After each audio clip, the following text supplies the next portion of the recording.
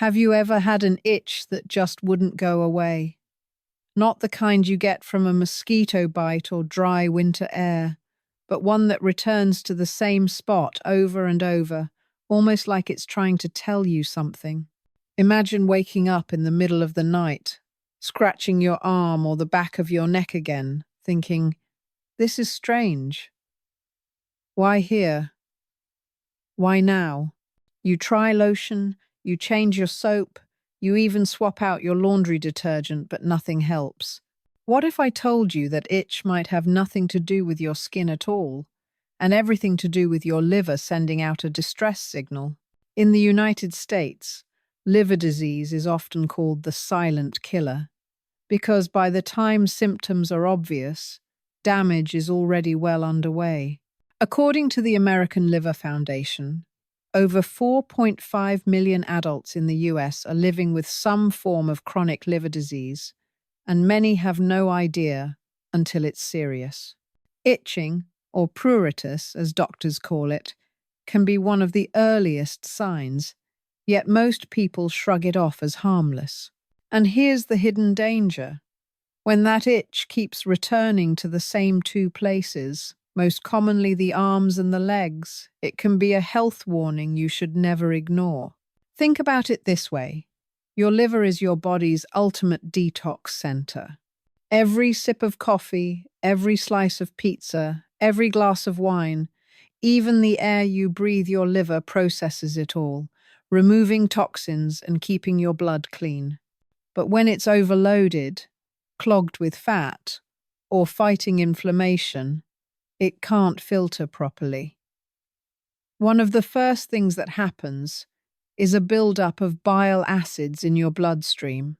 These acids irritate nerve endings under your skin, triggering that persistent itch.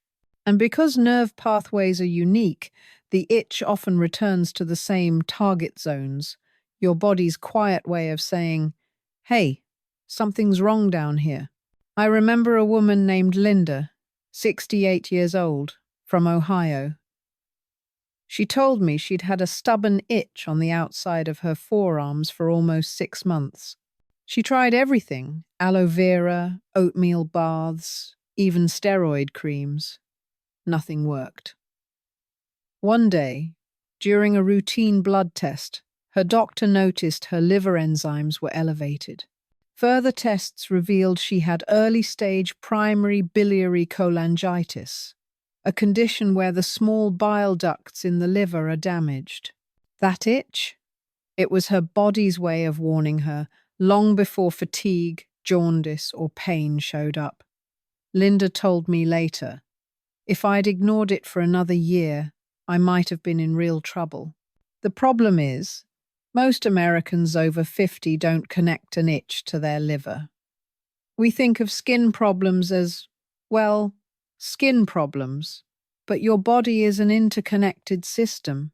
Just like a strange noise in your car engine could be a sign of trouble under the hood, that itch could be your body's check engine light. Now here's where it gets tricky and dangerous. This itching doesn't always come with other obvious symptoms. You might not have yellowing eyes, you might not feel pain, you might not even feel particularly tired. That's why it's called a hidden danger. By the time more dramatic symptoms appear, the damage may already be advanced. So before you brush it off as just dry skin, ask yourself, is this itch always in the same place?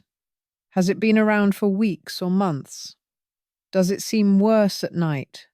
If the answer is yes, it's time to pay attention, because your liver may be quietly asking for help, and in part 2, I'm going to explain exactly why those two specific spots often show the first signs, and what's really going on beneath the surface. Let's go deeper into this mystery. Why is it that itching from liver trouble so often shows up in the same two places, the arms and the legs? To answer that, we have to think of your body like a living roadmap. Your skin is not just a covering, it's a vast sensory network linked to your nerves, your blood vessels, and even your internal organs through complex pathways. When your liver struggles to process bile acids, those acids don't just sit quietly in your blood, they irritate specific nerve endings more than others, like static traveling through a wire. These hot zones are often found on the outer forearms and the lower legs, particularly around the shins. It's no coincidence. These areas have higher concentrations of nerve endings connected to the peripheral nervous system, which reacts more strongly to bile acid buildup. Think of it like lightning, it doesn't strike randomly. It finds the easiest path to the ground. In the same way, toxins and bile acids find the most reactive nerve clusters to irritate, which is why you feel that itch there first. I once spoke with Dr. Michael Harris, a hepatologist in California, who explained it in simple terms. Your skin can be the messenger your liver never had.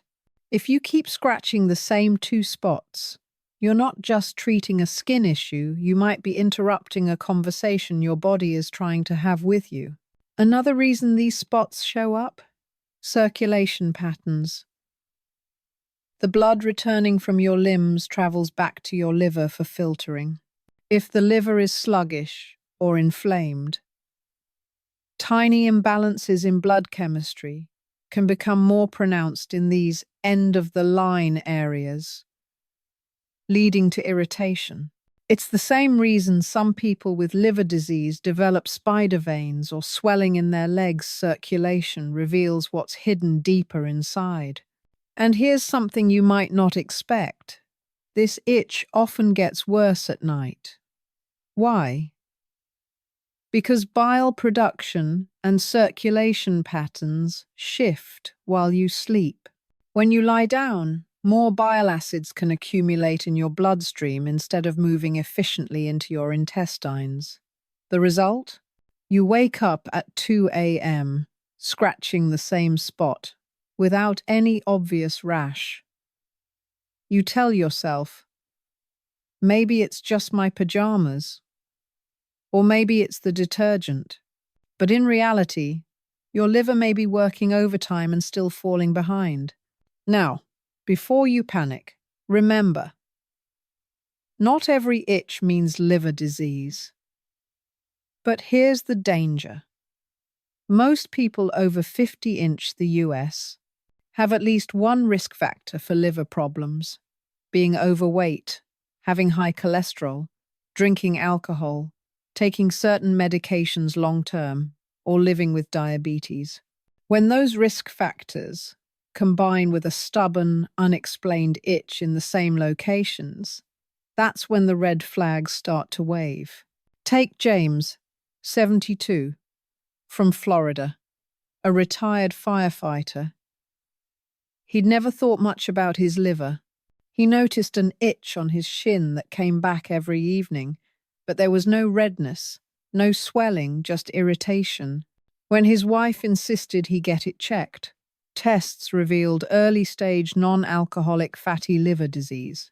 By making a few changes to his diet, losing weight, and taking his doctor's advice seriously, James was able to reverse much of the damage. If it wasn't for that itch, he told me, I probably wouldn't be here talking to you today. So the next time you find yourself scratching your arm or your shin for the 100th time, stop and think. It might be nothing, or it might be your body's earliest whisper of a much bigger story. And in part 3, we'll talk about the other subtle signs your liver gives you long before pain or fatigue sets in, the clues you can spot early to protect your health for years to come. By now, you know about the itching. But the liver is clever. It rarely speaks with just one voice. It has other ways of tapping you on the shoulder, especially in the early stages of trouble, before blood tests or scans reveal anything obvious. One of the most overlooked signs is subtle skin color changes. Not the dramatic yellowing you hear about in advanced liver disease, but something softer, a faint, almost golden tint on the palms, or a slight darkening around the eyes. Sometimes it's just a persistent redness on the hands. known as palmar erythema, which many people dismiss as age or sun damage. In reality, it's the liver quietly struggling with hormone regulation and blood flow. Then there's fatigue, but not the kind that comes after mowing the lawn or chasing your grandkids around the yard. This is a deep, unshakable tiredness that makes even sitting in your favorite chair feel like work. People describe it as wading through wet cement or moving through a heavy fog. You may not even notice it's creeping in because it builds slowly over weeks or months until one day you realize you haven't felt truly energetic in years. Another sign? Bruising more easily. Your liver plays a key role in producing clotting factors for your blood. When it's under stress, even a small bump on the coffee table can leave a dark mark that lingers far longer than it should. This is one of those symptoms that feels too small to bring up at a checkup. But when you put it alongside itching or fatigue, the pattern becomes hard to ignore.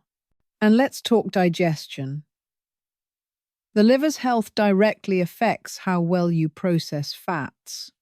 Some people notice they feel bloated after eating, or that fatty foods like cheese, fried chicken, or ice cream sit in their stomach like a stone. Others develop pale, clay-colored stools because bile isn't flowing properly into the digestive tract. It's not a glamorous topic, but it's an incredibly telling one. I remember speaking to Linda, 68, from Ohio. She'd never had a liver problem in her life, or so she thought. Her only symptoms were itchy arms, mild bloating after meals, and a strange metallic taste in her mouth in the mornings. She almost ignored it. But after talking with a friend whose husband had been diagnosed with cirrhosis, she decided to get tested. The results showed early primary biliary cholangitis, a chronic condition that, caught early, can be managed effectively. The itch was annoying, she told me, but it saved my life. Here's the truth most people don't realize. Your liver can take a lot of abuse before it fails. By the time most people feel real pain, the damage is already advanced. That's why small signs matter so much. They're not inconveniences, they're warning lights on the dashboard. Ignore them, and you risk a breakdown you can't reverse.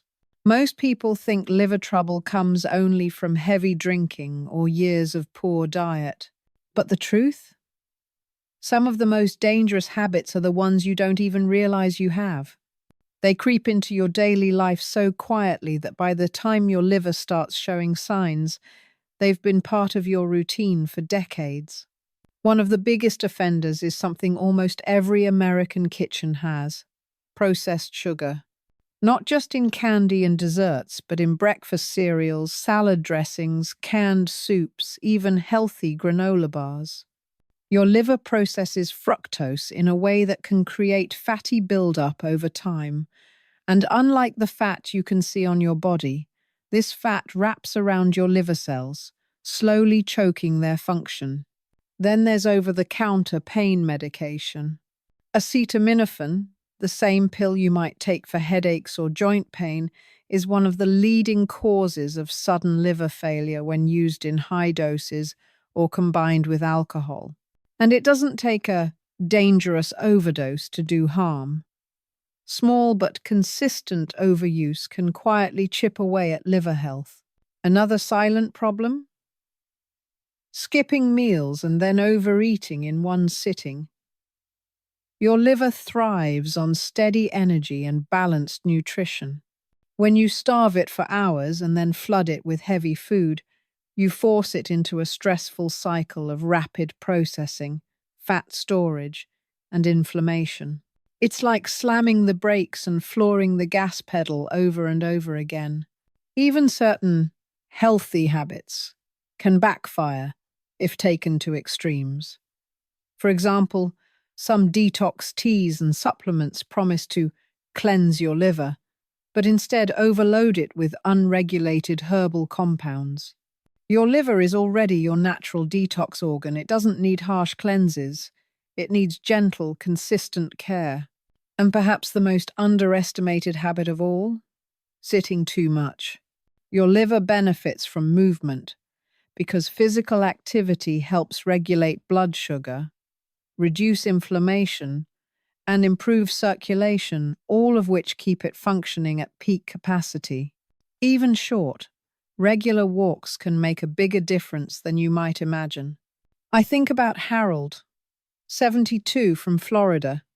He never drank alcohol, ate home-cooked meals, and thought he was living liver healthy. But he also sat for most of the day, took painkillers almost daily for knee aches, and had a sweet tooth for soda. When his doctor told him he had non-alcoholic fatty liver disease, he was shocked. But with small adjustments, replacing soda with lemon water, swapping his pain meds for gentle stretching and turmeric, and adding 2 short walks a day, his liver enzymes improved in just a few months. The bottom line is this: your liver doesn't need perfection, it needs protection. That means recognizing the small habits that quietly harm it and replacing them with choices that help it breathe, filter, and regenerate. You might be wondering, so what now?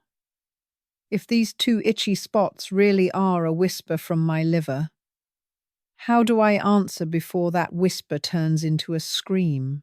The good news is that the liver is one of the most forgiving organs in the human body. Even after years of silent wear and tear, it has an incredible ability to heal, but only if we give it the right conditions. And that's where small, consistent changes matter far more than drastic overhauls. First, we need to remove what's quietly attacking the liver every day. In the US, one of the biggest culprits is hidden sugar. I'm not just talking about cookies or sodas, it's the syrup in your morning coffee at the diner, the low-fat yogurt in your fridge, the bread you think is healthy but is actually laced with added sweeteners. Imagine your liver as a sink with a slow drain. Every time you pour more sugar into it, the water level rises just a little. One day, without warning, it overflows. That's what happens when fatty deposits begin to build inside the liver cells, a slow overflow you never see until damage is done. Cutting back isn't about depriving yourself, it's about swapping. Instead of sweetened drinks, try sparkling water with a splash of lemon. Replace dessert after dinner with a bowl of berries, fresh or frozen, that still satisfy the craving without spiking your blood sugar. These small swaps, done every day, give your liver a break to catch its breath. Second, let's talk about alcohol. I know for many that glass of wine with dinner feels like a little pleasure, a ritual even. But here's the truth most people don't want to hear. For a struggling liver, even moderate drinking can be like poking an old bruise every single night. If you've noticed those recurring itchy spots and suspect your liver is under stress, try giving it a 30-day break from alcohol entirely. Not forever, just long enough for your body to show you the difference. I've seen people wake up with clearer skin, sharper energy, and yes, less itching, just from that one change. Then there's movement. You don't need a gym membership or a fancy plan.